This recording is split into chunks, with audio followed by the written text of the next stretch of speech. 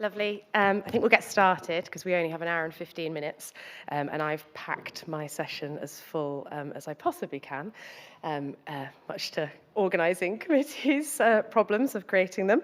But I really wanted to hear from this panel of, really underselling it by saying experts in this space. So thanks everyone for joining in this particular breakout session, and in it we're going to focus our minds on health. So we've been talking quite a lot around health, well-being and the impacts all of the work that we do has on our health, and also about trying to understand this work and the importance of it and the value of the outcomes and the impact in the conversations that people have in their day-to-day lives, and often that is through things like health, safety and comfort.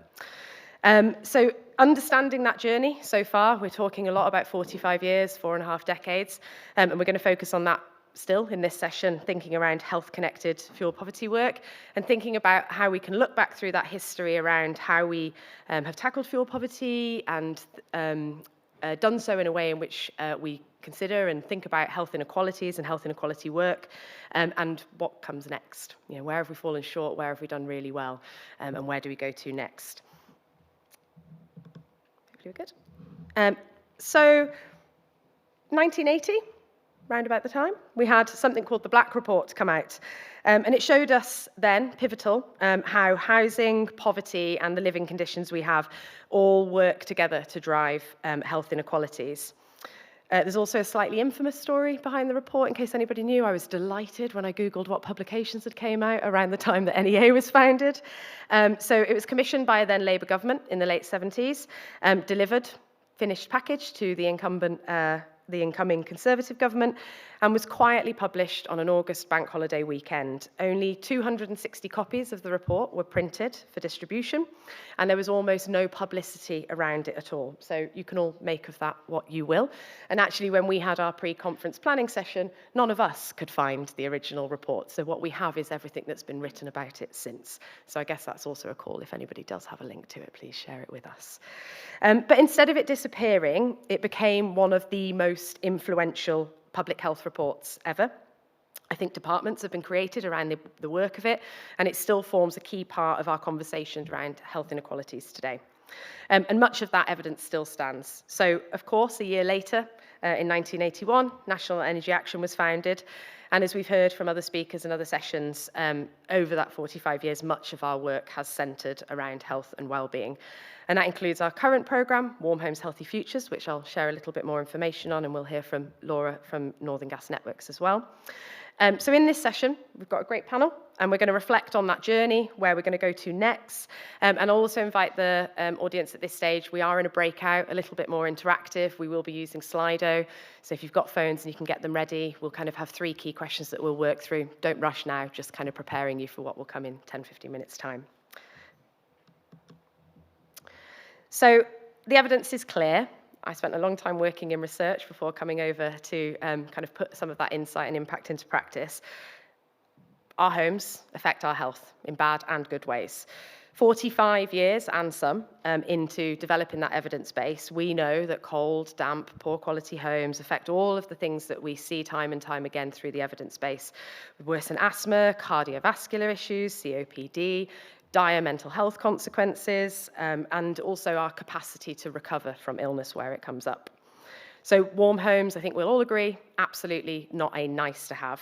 They are a frontline health prevention, and through a lot of the work that we've been doing through Warm Homes, Healthy Futures and our broader health work over the last few years, it's really about getting that message across and getting it loud and clear. So if we're serious about health prevention and reducing health inequalities, then housing, energy, all have to be part of the same conversation and not an add-on to it. So obviously, I've mentioned that NEA, we spent several decades working at the intersection of housing and health, and has included programs. Some of you may have worked with us on these in the last 10 years. So we have the Health Innovation Programme, Connecting Homes for Health, Warm Home Prescription. We delivered the place-based. Again, we've heard a lot of conversations around the value in getting that place-based commitment model of working in place, and we did that with Leicester Energy Action. And we took the lessons, much of the lessons from delivering that place-based programme into Warm Homes, Healthy Futures, and understanding how a model of connected work, working across a national network, could be taken forward. And so what we've got is that nationally coordinated, locally delivered, health-connected fuel poverty network of advice and support. So over the last 18 months, the programme has reached more than 35,000 people. We've trained thousands of health and social care professionals in their frontline day roles about the importance of health risks and CO safety. We've delivered hundreds and hundreds, I say collectively, part of the network, community engagement events.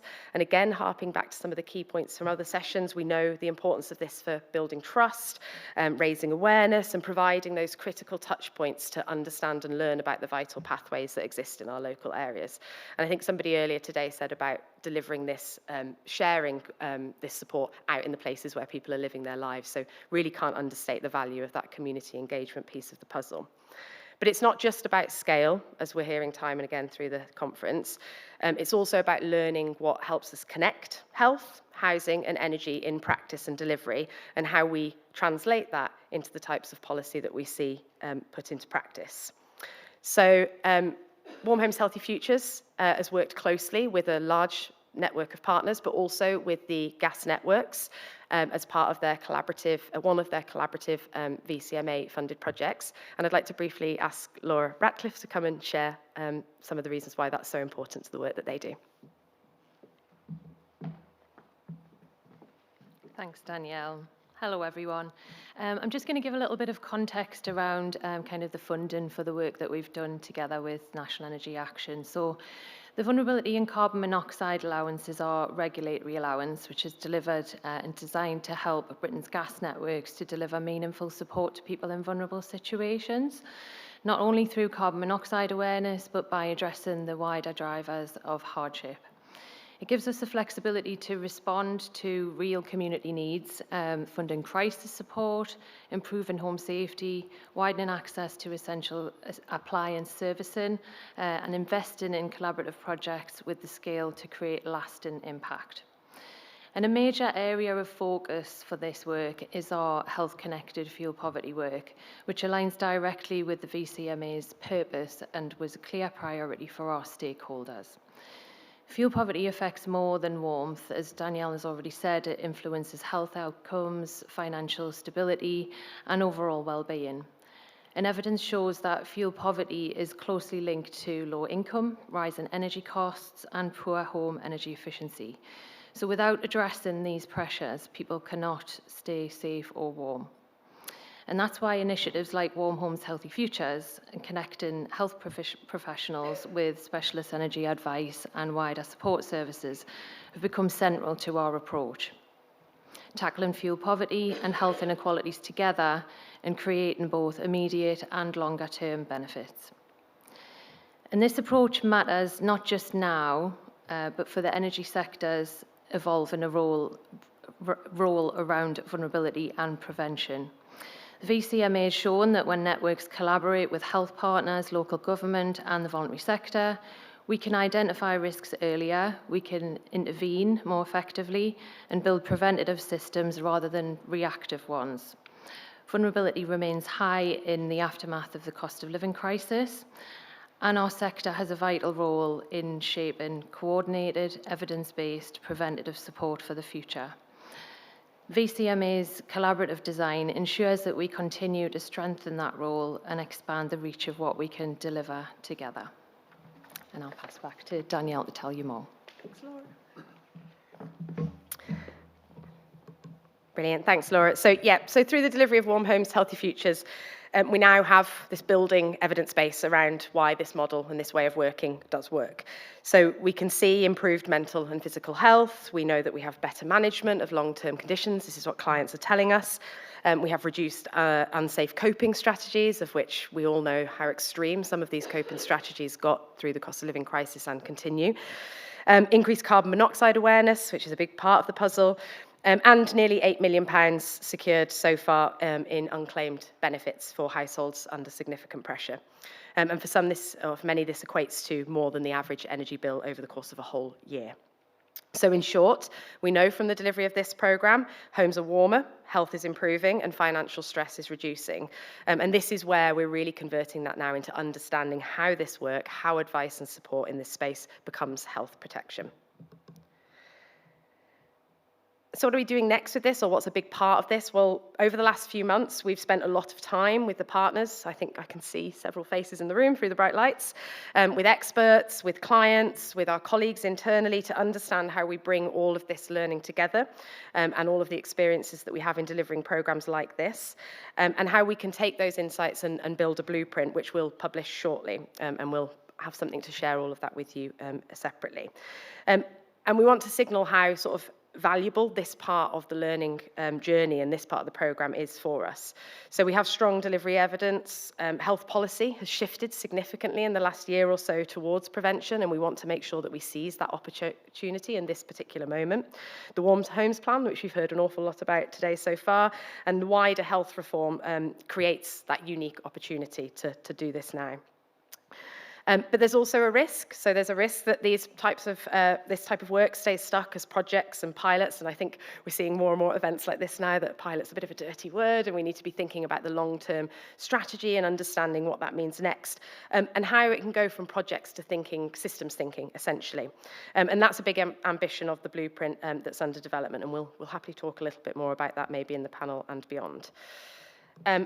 Briefly at the moment, I'm just going to share a bit of an insight around kind of the thinking and the pillars I think we heard mentioned earlier as well. So Warm Homes Healthy Futures Blueprint sets out what good looks like, what effective looks like in terms of delivering health-connected fuel poverty support, and how that support can be scaled and endure times of change around systems and policy.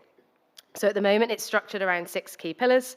We've got identifying need and targeting those most at risk, and we could all talk a lot about that, I think, and maybe that will come through in the panel discussion later. Partnerships and local systems. We've worked with over 450 health and social care professionals, and that's a growing network of health professionals working with us on this. We work with 26 delivery partners as well, so a huge network and opportunity to understand what works well and what could work better for partnerships.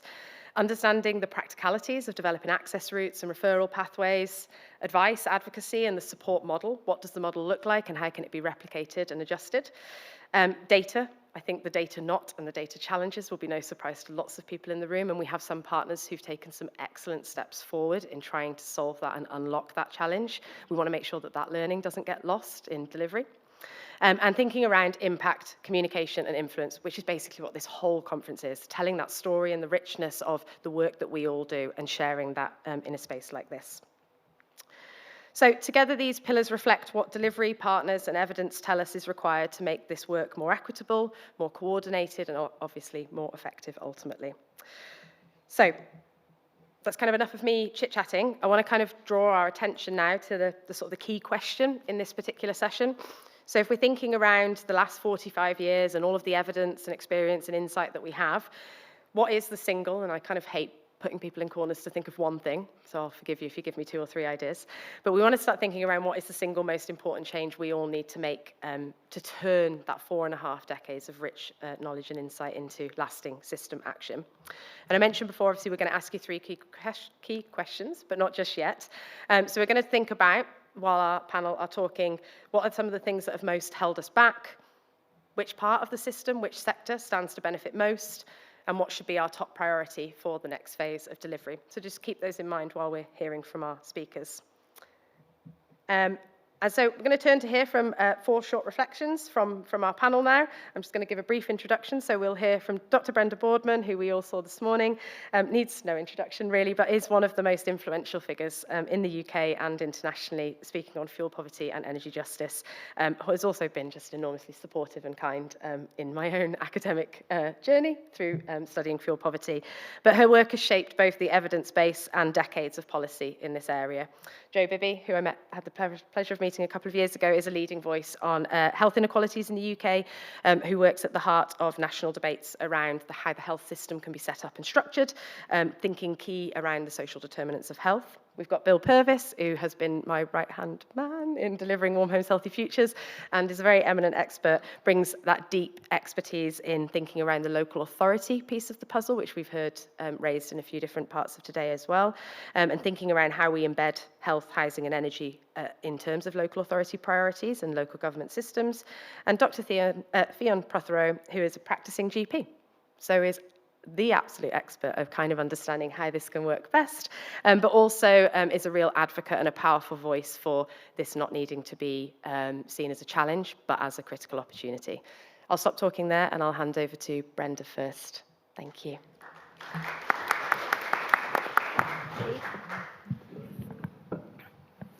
Thanks very much, Danielle. I was going to start off with one rather nasty bit of news. We don't know who is cold and how cold. We stopped nationally measuring temperatures in 1996.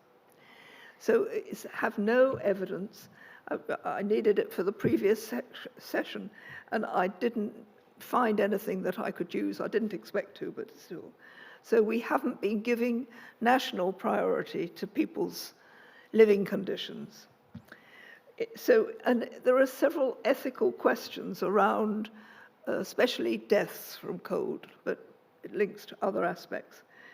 But for instance, if somebody has died, we don't know how cold their home was before they died. There's no way of finding that out. One of the problems also is that we have no way of testing, for instance, with elderly people, how they react to cold.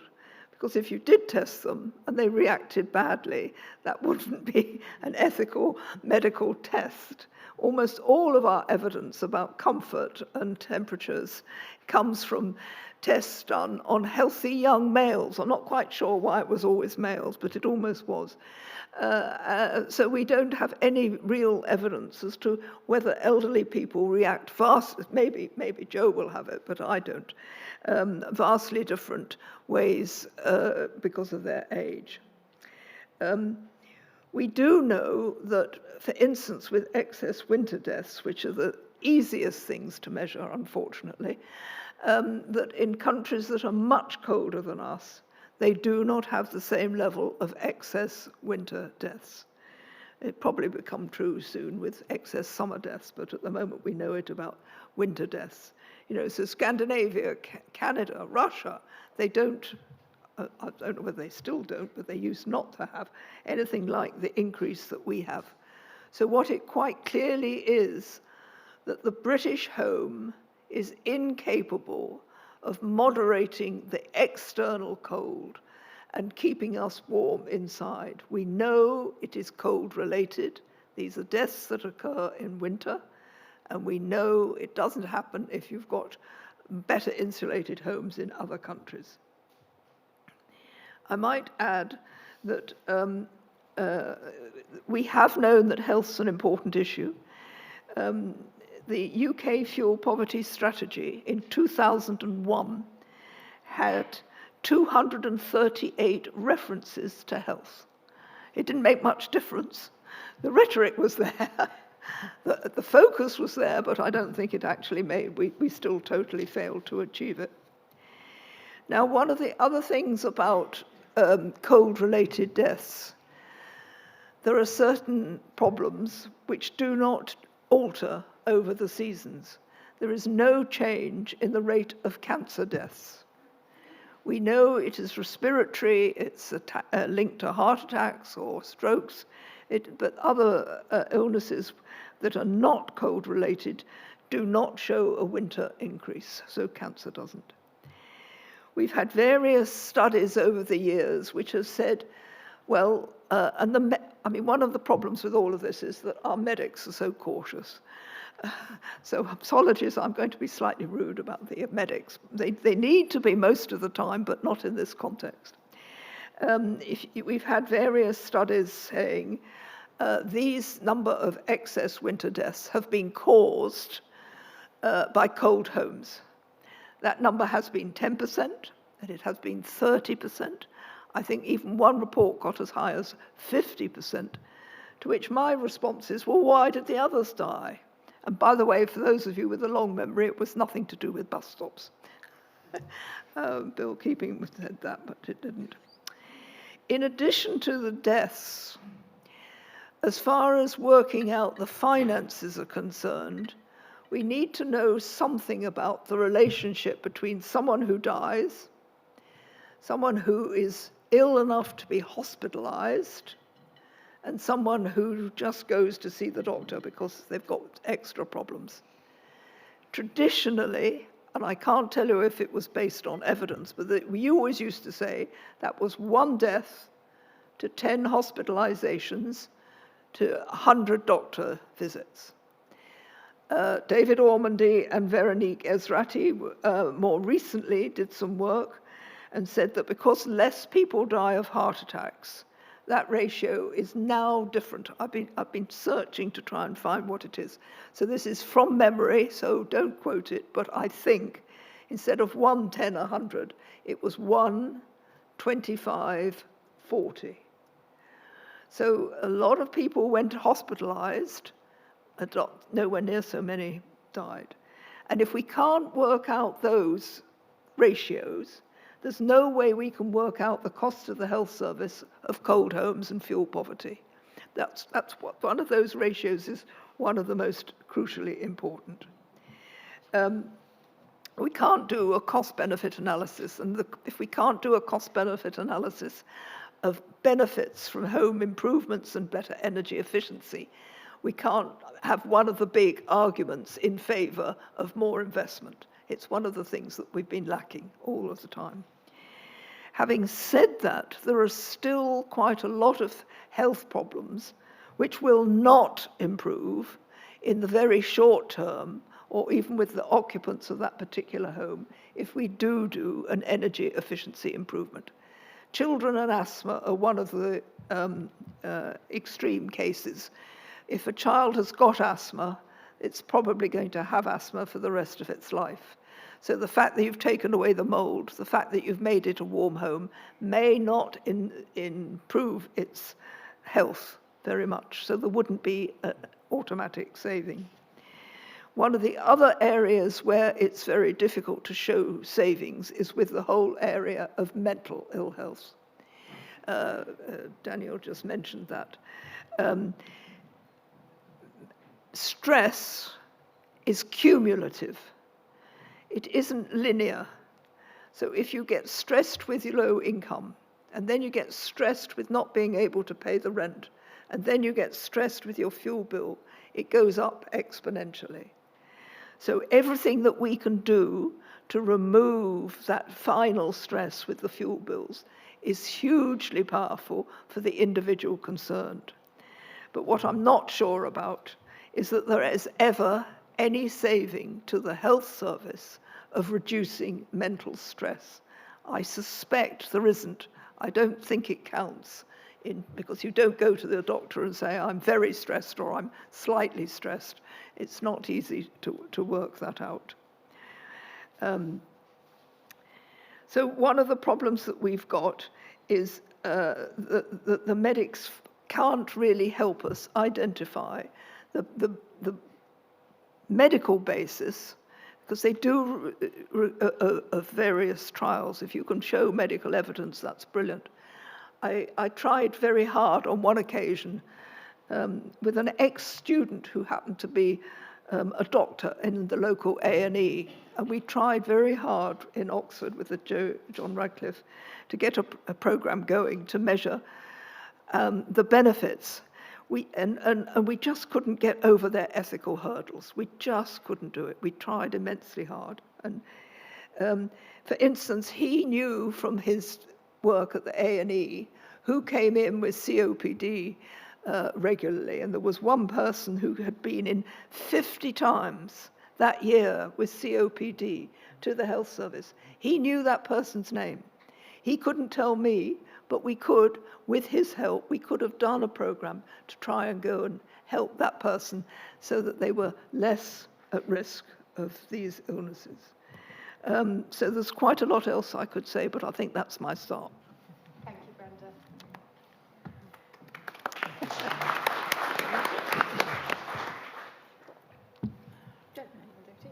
Yeah, thank you. Can you hear me okay? Yeah. So I'm Bibby. I'm from an organisation called the Health Foundation, and we're an independent endowed charity, and we fund research and improvement work to improve health and care across the UK. So some of the organisation focuses on the NHS, but the work that my team do is looking at what needs to be done to help people stay healthy and healthier for longer, rather than, needing the NHS hopefully until much later in life. And obviously a big feature of that are the inequalities in health that we see across the country. So it's actually going to start with a video. So I think I'll need to ask the person at the back to move it on and start it. So just a short.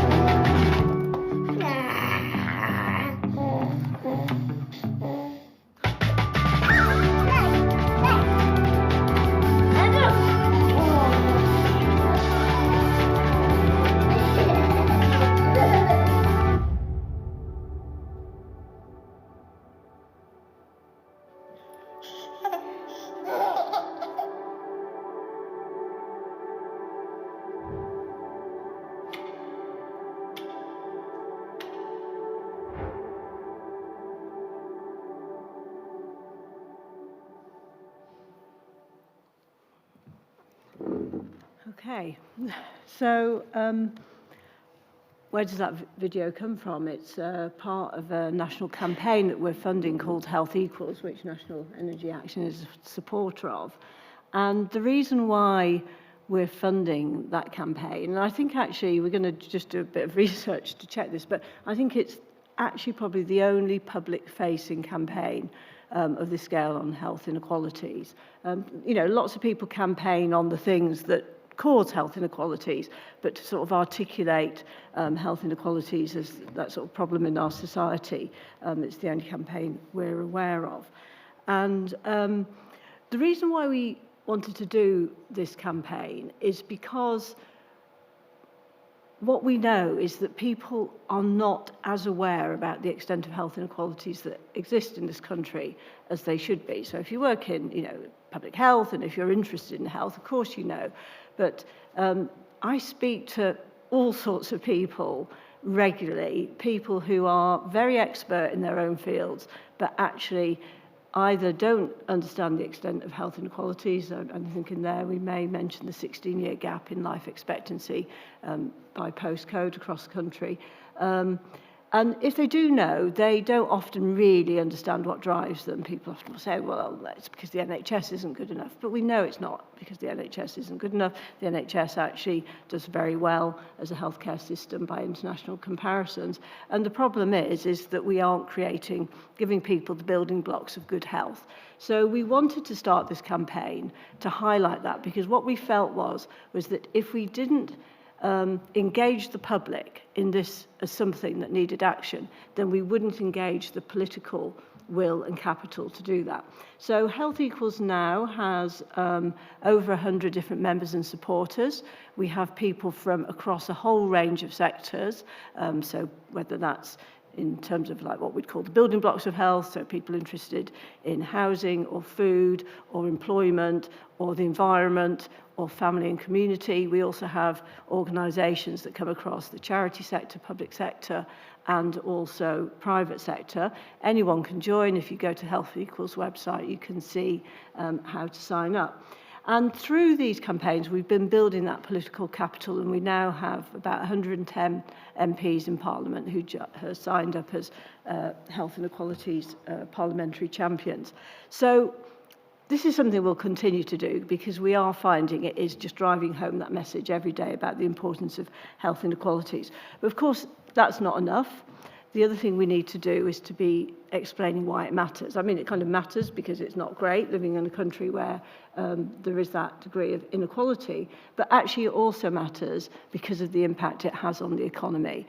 And a lot of the work we do at the Health Foundation is looking at that relationship between health, economic inactivity, employment, the regional differences, what that means for regional economic inequality. And I think actually over the sort of last, well, I've been working in this space about 7 years now, but I mean, it's been so noticeable since the pandemic how the engagement and the people who are talking about health have shifted. So there's, more economists wanting to talk about it and understand it. The OBR publish about it because they actually start to see the impact it has on the economy. So then the third thing really is about providing solutions, and it's great coming here today and actually hearing people in sectors where you actually do have your hands on the levers of things that can create better health and give people those building blocks of health. But of course, it's so many different sectors, and our core call to action really is that the government needs to recognise that it's every part of government and every part of society that can contribute to addressing this gap in health inequalities. But, not to say it's not easy, because a lot of these the impact that we can have, it is long term. It's not the thing that happens overnight. Although, I do think actually, when you look at the impact on the NHS, you can see changes quite quickly if you're doing things like better insulation and heating and addressing some of those things. Like you say, you can see those impacts quite quickly. But actually, some of the investment we need needs to be long term, and we need to have ways in which, as a society, we invest in prevention. So that's really our sort of stall that I'd set out there, that we need to really build public understanding about the problem and the solutions to build the political will. We need to show that it matters, show it has the impact on the economy, which then affects all of us, and we need to be offering that broad base of solutions. So it's great to be here with a group of people who, as I say, have so much to contribute.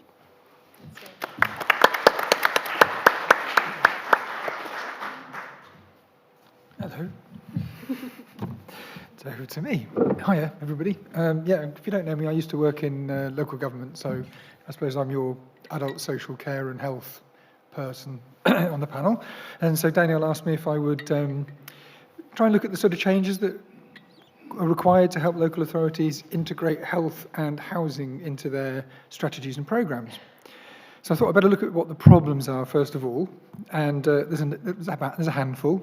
The first one, which has obviously been touched upon, is the fact that the sort of relationship between fuel poverty and health is complex, and it's not very clearly evidenced, as Brenda and everyone's saying. There's so many variables at play. We've all looked into this. I can't imagine how many people have tried to sort of understand this in any detail, but whenever you look at it, there's so many variables around whether you're a male or female, or your family background, where you live, your housing, your income. It's almost impossible to sort of pin down. So that's a problem in itself, that it's hard to provide detailed evidence. Often these interventions sit outside the health sector, the sort of fuel poverty interventions. They're not delivered by the health sector itself. It's local authorities, housing, charities, the energy sector, etc. And again, we touched on this. There's quite low levels of awareness about the impact of cold, damp homes on different health conditions and how these affect particularly vulnerable groups in society.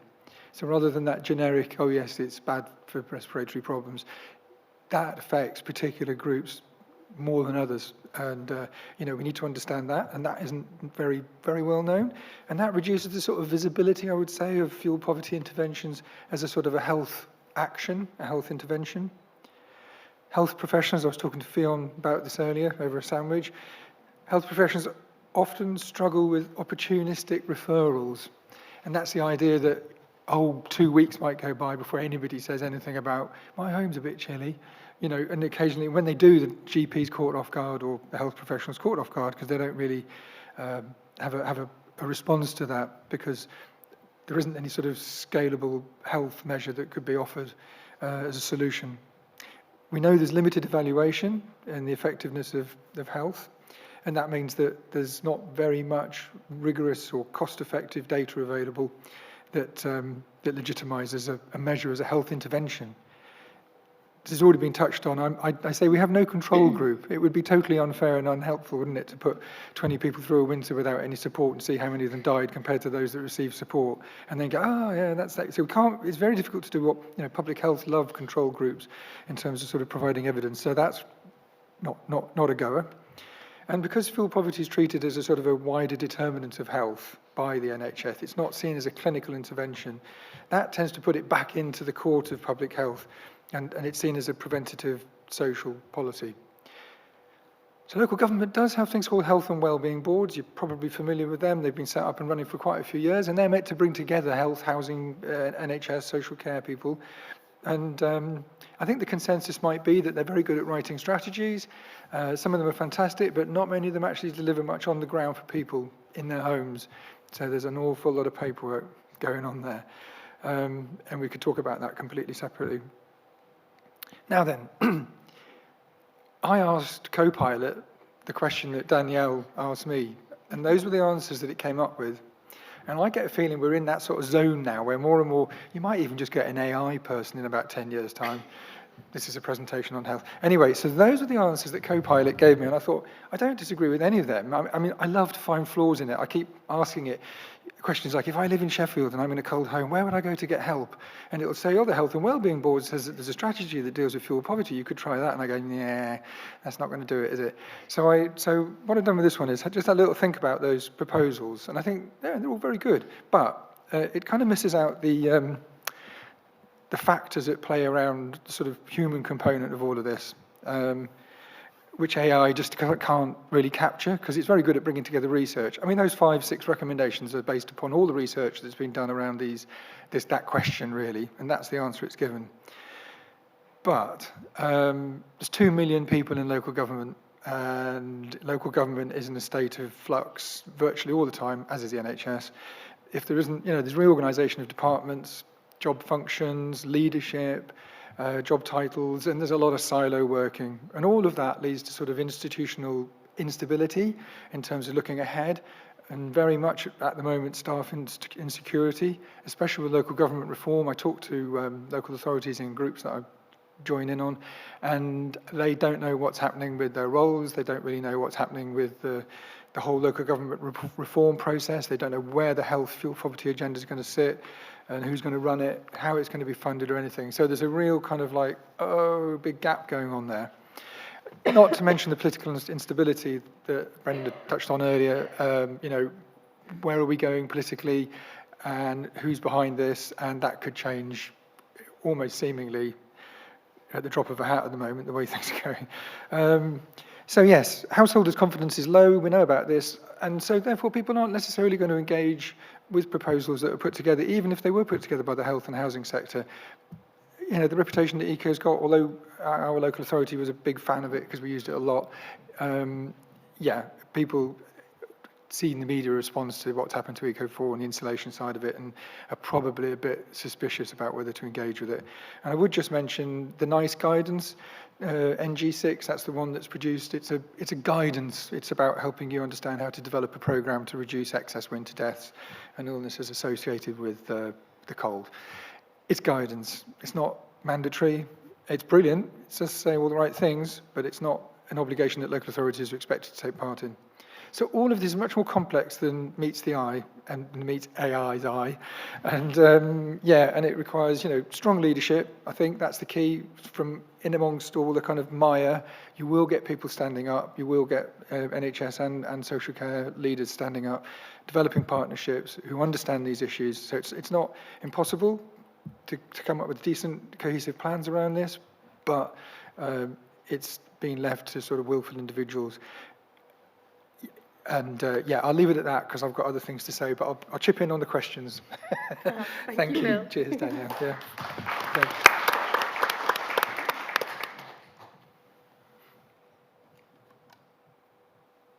Thank you. I hadn't realised that my title was quite so long on that, but thank you.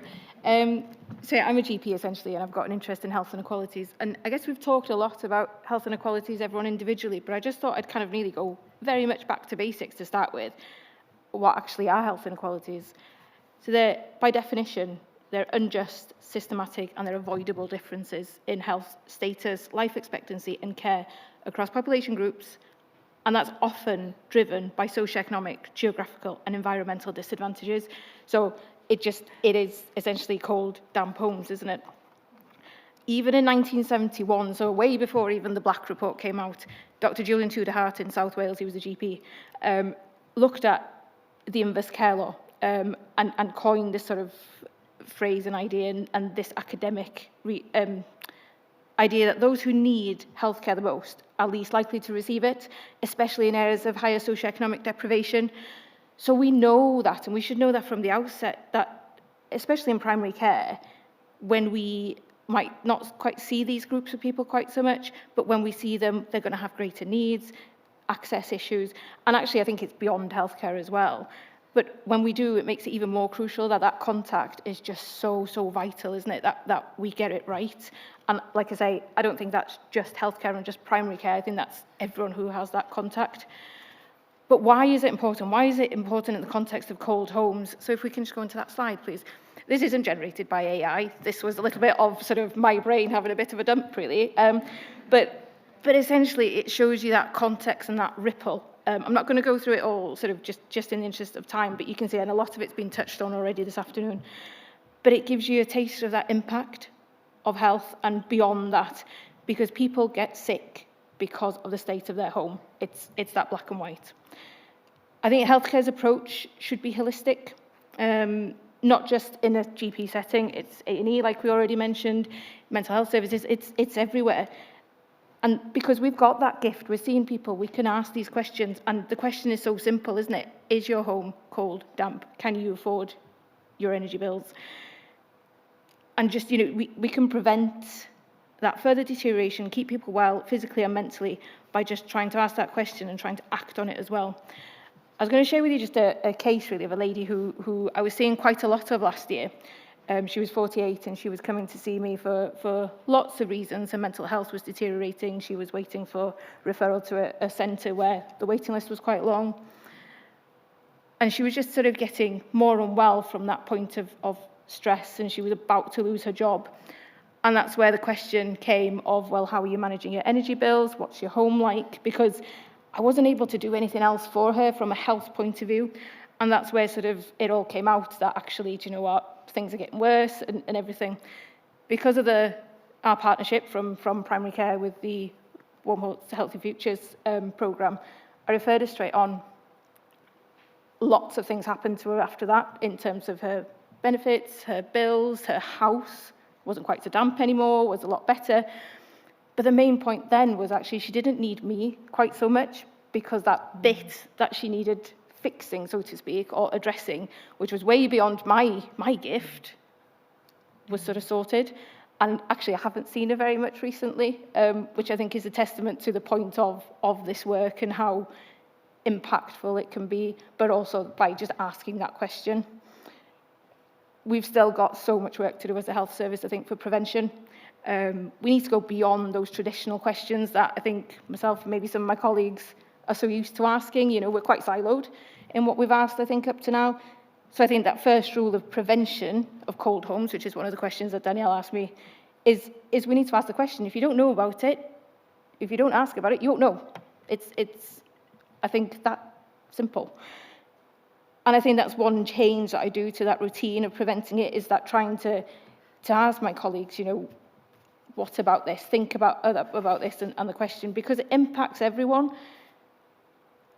The ongoing awareness, the shift in education, it's all the things, again, that the Black Report suggested, and I think we probably still haven't really done that well.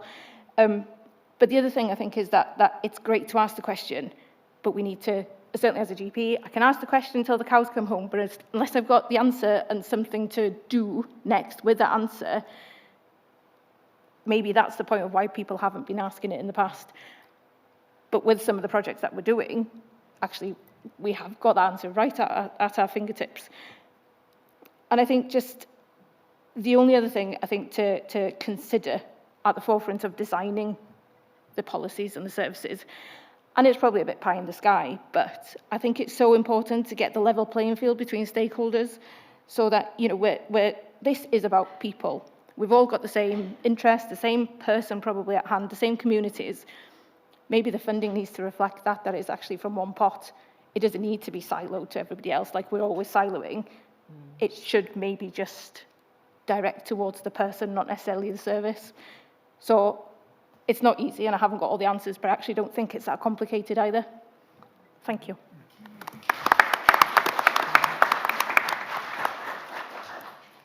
Ooh, I've got lots of things I could say, but I'm going to stop talking and hand over still to the guys. So I mentioned obviously that I'd be getting you all involved. So at this point, if you could, I think is it the first slider of the day? Let's warm you up. There'll be a few more sliders, I think. Okay, so yeah, usual, if you use your cameras, scan on that, or you can join at slido.com. There's the code just there. Bill, you're going to be answering in real life. I'm going to be answering. Lovely. And I'm going to assume that people are on. And actually, I'm going to just start by asking the panel while people are answering the first question. So I mentioned I wasn't going to make you all go pigeonhole into one word. But in one or two words, in a few words, what has most held us back from linking cold homes and health over the last, let's say, 10 to 15 years? I'm going to go to whoever makes eye contact first, Brenda. Oh, goodness. I thought I was going to see their results first. Yeah. Oh. Lack of data. Lack of data? Any particular kind? Health data. Or lack of access to it, or lack of it existing? It's health and money data. Super. I mean, I think one of the problems I see, is that as soon as we think it's a health issue, we then think it's for the NHS to solve. And I mean, a few years ago, the Institute for Fiscal Studies said that the British government is turning into a health system with a few other services attached. You know, we spend so much through a tax-funded health system. And then we cut other services. We've cut local government. Local government has had something like 40% reductions in the period from 2012 to 2022.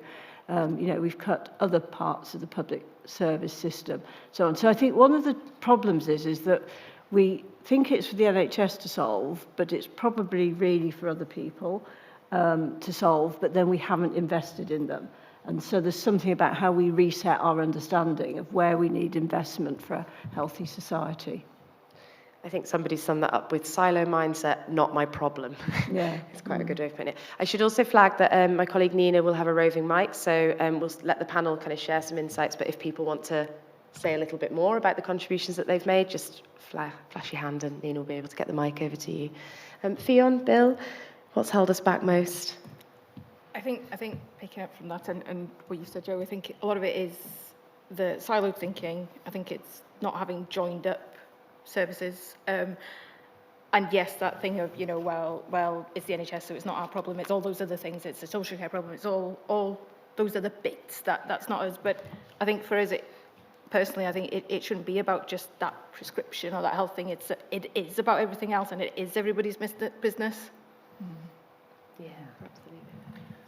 Yeah, I kind of think, I just mentioned someone called Dean Wallace, who was the Director of Public Health when I started at local authority, and I sort of did a little pitch to him and said, it'd be really good, if you could spare some money, because we're, Brenda to set up this project.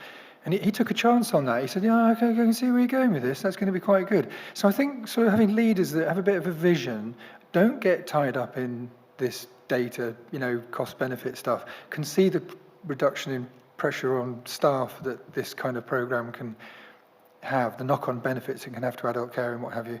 So I think it's a bit of a lack of vision and perhaps, dare I say, even a bit of a risk take for some directors to go, we'll put a bit of money into this. And there is money in healthcare systems that can be spent on this kind of thing.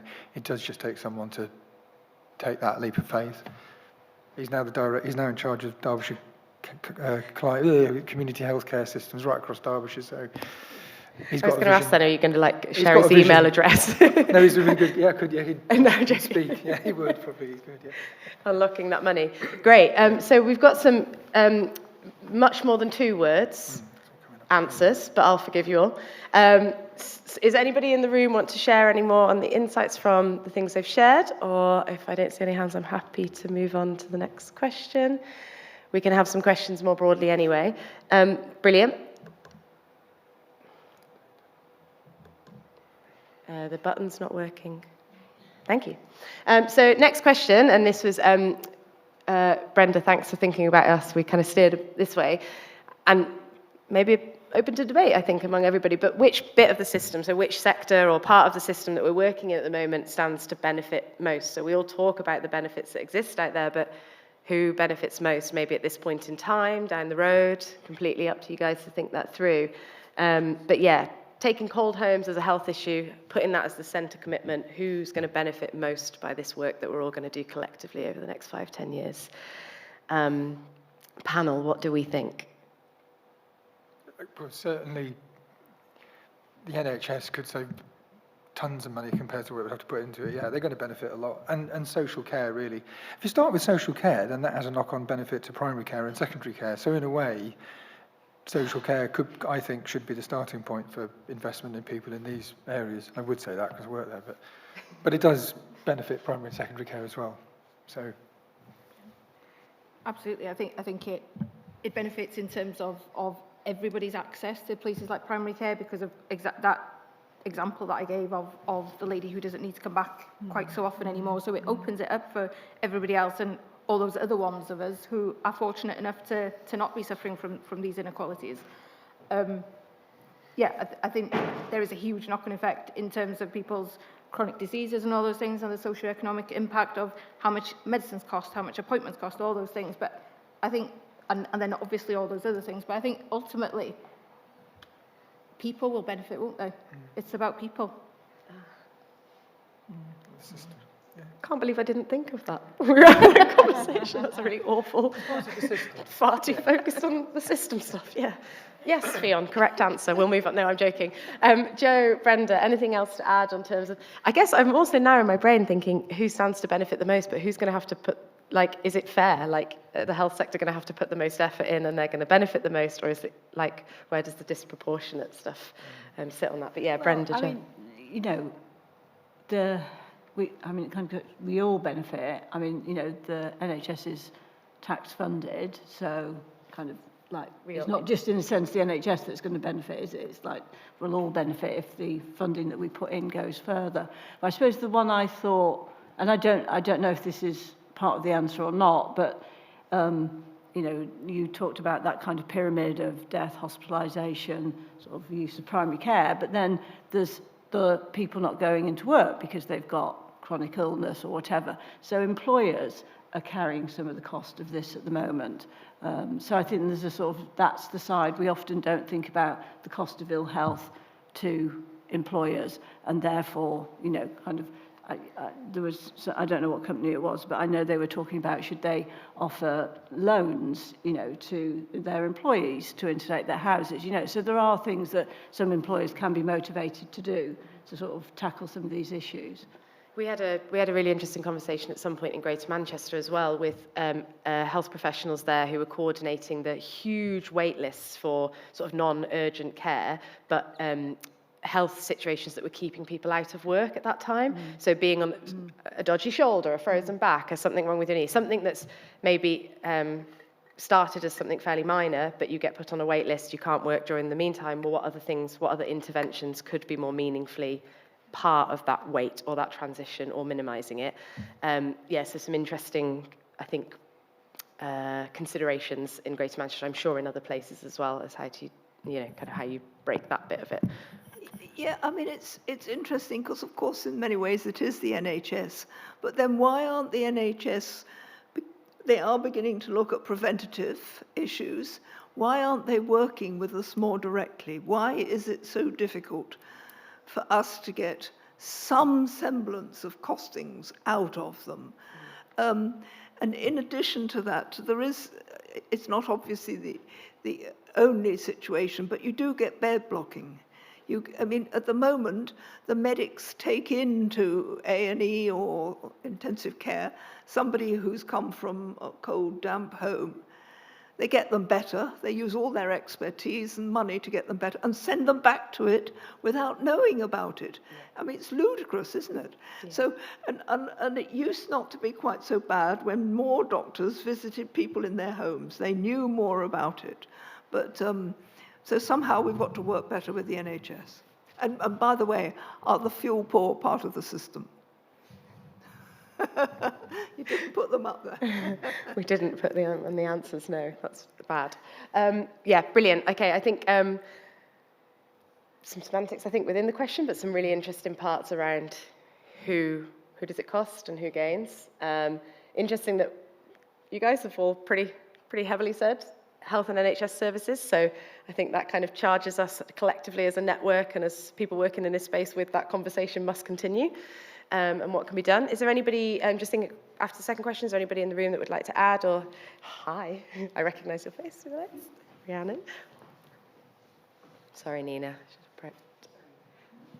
If you do want to introduce yourself to the room, please. Hi everyone, for those that don't know me, I'm Rhiannon Clark, so I work for Health Innovation North West Coast, so I'm a senior programme manager, and part of my programme is around linking fuel poverty interventions with respiratory reviews. And as Danielle knows, we've just had the evaluation data from the phase 1 of our work. So this was working with people with severe COPD, proactively identifying people who are potentially living in fuel poor households, giving them a respiratory review, and then linking them with holistic support. So all of the things, you're all the experts in there. You all know the kinds of interventions that I'm talking about. But we've got a fantastic data system, some very clever data people who created a matched control cohort within our Cheshire and Merseyside wide data system. So they matched the cohort really closely, and we followed them for 12 months post-intervention, and we've shown that there was a 10% reduction in the number of GP appointments that those patients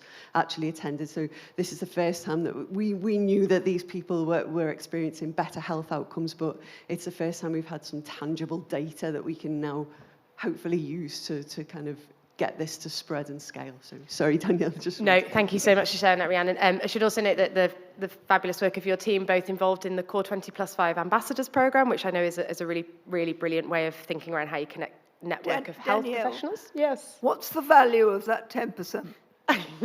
Details, lady. Brenda is. We'll share some links. I didn't hear. She's not sure right now. We'll share the link after. Guess. Just 10. I can't remember. It was something like £20,000, but that was a very small initial cohort. £20,000 a week per person? No, over the course for that particular cohort. £20,000 a week times 52 weeks. Whatever. Over the whole period. Okay. We'll share the link. We can definitely get it to you. There's also, again, plugging, obviously we're talking about the blueprint that we're developing from the network, but at your Cheshire and Merseyside local level is a really fantastic blueprint there, and we'll make sure that we can share that. And then the last plug is Rhiannon was on our panel talking about health connected work last year, so we have all of our sessions available on YouTube channels, as will be after this conference also. But if you're interested in learning more about that work a year ago, you can kind of watch that and touch base again. I think I saw a hand up at the back. There's 2 hands at the back of the room. If Mike and Nina could pass. Hi, it's me. Oh, heck, you've already got one, Joe. Yeah, Sorry. Joe Boswell, National Energy Action. Just wanted to reflect on a programme I worked on a few years ago now, and I can't give you the money to value, Brenda, so you're going to be disappointed in me. However, there was one particular, it's working with the COPD team at Greater Manchester hospitals, predominantly across Central and South. And there were direct referrals in, and there was one particular client, and he was blue lighted in the period before the intervention. He was blue lighted 12 times in 3 months over the winter period. And we managed to get him heating, all new white goods. It was like a new home. The fabric was okay. It was the heating and stuff that didn't work. And in the he came to do a video for me, and I didn't recognise him when he came in. And he hadn't ever been blue lighted after that. Now that's some huge financial gain, but most importantly, he's alive.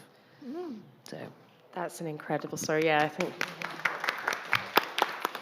And going off topic, which anyone who knows me, I always do this, give me a microphone. But my friend's a recently qualified paramedic, and she visited a couple of weekends ago, and I asked her what's the most surprising thing you're seeing, and she was saying, it's not necessarily loneliness, but people are just scared in their home. They're like scared, and they don't know what to do to get more control, and that might be cold, managing their health, and whatever it is. And she said, often you're just calming people down because they're scared at home. So yeah, really interesting stuff around this. Another hand at the front. There was another hand at the back as well. Joe, could that microphone go down 2 places? Sorry, 1 and then 2. Thank you. Hiya, Rebecca Wright here from Northumbria University. I'm going to take the liberty, given this is a looking back 45 years. I'm a historian, and we're working on some of the histories of fuel poverty. And one of the things we've been looking at specifically is when it's fallen within healthcare remits. So, for example, like in 1972, there was a bill to place responsibility on GPs to refer patients to local councils, which was objected to by the BMA out of lack of expertise, and they didn't want the additional responsibility. So what I'm quite interested in is separating costs and responsibility, because you could easily say there is benefits and responsibilities around health and NHS, but the costs, you could see that repeatedly by the late 70s, early 80s, healthcare do not want that cost from their limited budget. So just, I think, being really clear about responsibility, cost and benefit could help kind of activate some of these conversations. I would love to have a conversation with you about your work. Thank you so much for putting your hand up. I think there's a hand at the front. We're okay for the moment. No worries. Fiona, yeah, I was going to ask about, there was a mention of leaders in the health space when you find your person, so I wondered if you'd, yeah. Thank you. Thanks, Danielle. Great session, and thank you to all the panel. A couple of comments, first of all, to Joe.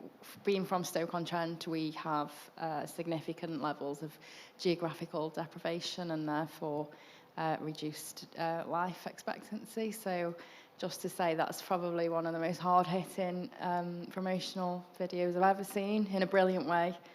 So keep up that great work, and hopefully it will keep hitting the right message.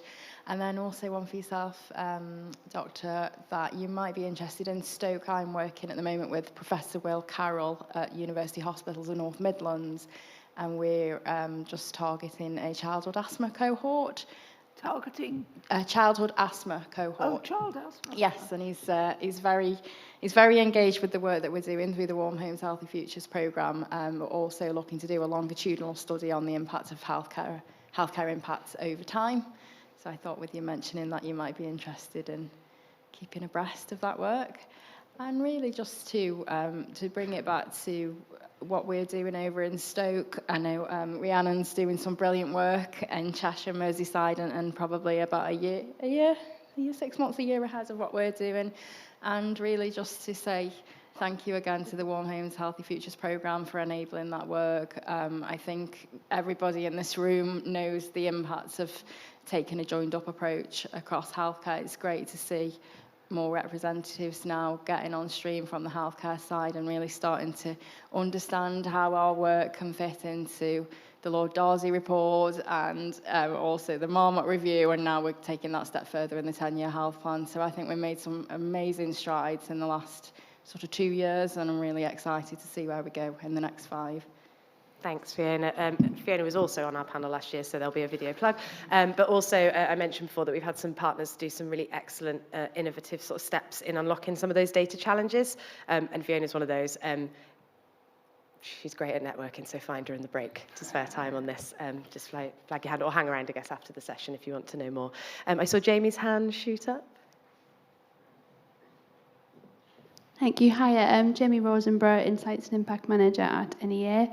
I just wanted to mention, when we talk a lot about data, often the first response is to go to health systems data, and actually what people tell us is really important. I know a lot of the clients that we see can be very vulnerable in very complex situations and are reluctant to reach out, don't want to engage with services, don't trust services, and sometimes being supported by a trusted service that can help them enables them to then reach out to others. So sometimes you might see that someone's engagement with the health sector actually increases because being supported in one avenue of their life means they're more willing to finally reach out to their GP and get support. So for that kind of person, what matters is asking them, how do you feel? What's happened with your well-being? And sometimes there's this drive to get caught up in demonstrating financial value to the health sector through systems data, when what we need is the voices and self-reported outcomes of people, because they speak for themselves. I think that's such a powerful point, and I think that there is a tendency to lean towards self-reported being all that we were able to do because we couldn't get to the stuff we really wanted, and that's a really sort of dangerous perspective, I think, to have. We can have both really powerfully sitting alongside one another. Fantastic. Any other hands, or are we happy for me to dive onto question 3? Oh, sorry. I'll blame the lights. Joanna Howard from 361 Energy in Devon. We're running a Healthy Futures initiative, and we're in a really fortunate position in that we've got very good buy-in from primary care, and we've got a history of we've got a way to match our data with their data, and we've got a university-funded project to try and help us identify the linkages between impacts on the health service and the specific interventions that we've provided. So that's all good, but the enemy of the whole thing is sample sizes. And, whatever we can do, and we all in this room believe that this is provable, but it's not provable with small sample sizes. And so in some way, I think we need to get to a point where the combined impact of the projects under the Healthy Futures programme or something, somehow, even if it has to be in quite a narrow way, but it needs to be planned in that we are looking for specific things, not with a confirmation bias, but that we've got some kind of set of data that we will be able to match with health-related outcomes, because otherwise we've got little pockets of what Rhiannon's doing, which sounds great, and what I'm trying to do, which hopefully will be great, but without having it more numbers, we're really going to struggle to make the case. So we, as part of Warm Homes Healthy Futures, we hold a monthly delivery partner network meeting, a forum meeting. So Joanna, thank you for that. I think you've just put agenda item number 1 on next month's meeting. So we'll reflect on all the data that we're collecting and work out how we can maybe bring some uniformity across some of the health outcomes modelling, because, that would be fantastic. Happy for me to move on to the final question, and we're nearly out of time, so we're going to have to do this one quite quickly.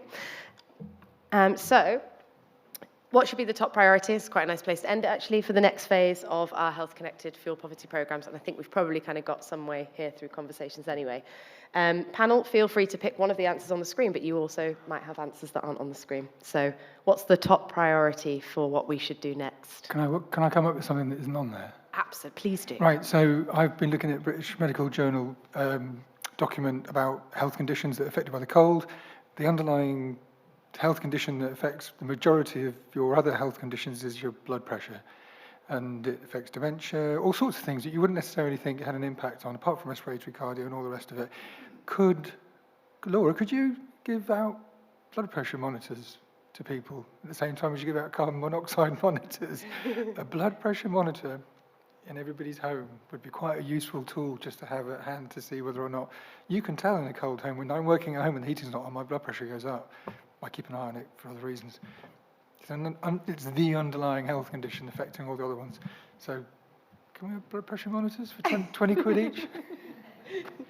Anyway, we need somebody to design a CO alarm / blood pressure monitor / smart meter / like one hub central in the home. Fantastic. Anybody else? What's the top priority from others on the panel?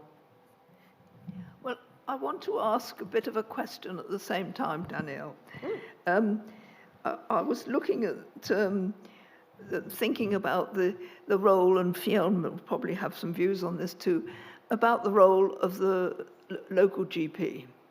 And I've always been resistant to policies that expected the GP to help us, because I think they're just too busy, too many things on their hands, and probably not trained enough. Now, I'm not sure whether those that are in the medical profession in this audience would agree with that, but I quite like a system that helps the NHS without involving them doing the referrals. And so I thought, well, what's the alternative? Now, and again, I'm a bit out of date and out of depth, if you like, but we have this housing health and safety rating scheme, or we used to have it. And that's a way of identifying health risks just from the physical conditions of the property. And built into it, which a lot of people never realized, was an obligation on the local authorities to do a survey I'm not sure if it was annually, but to do surveys. So it wasn't waiting on somebody to refer themselves, it was you, the local authority, going out and finding them. So part of me is, I don't know where it fits on there, but we've got to find ways of helping the unhealthy without using the health service, even though it will benefit the health service. I'm all for the health beyond healthcare type thinking, Brenda, so yeah, super. I was wondering if there's something about the rented sector here. I mean, I don't, well, I'm not really an expert on anything. I just know a little bit about lots of things. But I mean, most of the non-decent housing in this country is in the private rented sector. And I think although the government brought in the Renters Reform Bill, I think one of the things I saw was that the requirement to improve energy ratings, the sort of the date by which it had to be done was just kicked again, sort of into the future. So, and I think also there's something like if you can show where you spent £2,000, then that's fine. You don't have to actually get it to the Band C rating or something, which, I mean, like housing is so complicated in this country, and obviously, you do one thing in the rented sector and it can have all sorts of unintended consequences. But it feels that somebody's responsible for this housing stock, and a bit more responsibility on their part might be part of the picture. Yeah, and I think we've kind of covered the steps forward and how we now integrate some of the recent policies around thinking how that works and what that looks like in practice. Fionn, what's the top priority? I think it's a little bit of everything there, isn't it? And I think certainly from what you're saying, Brenda, let's not sort of underestimate and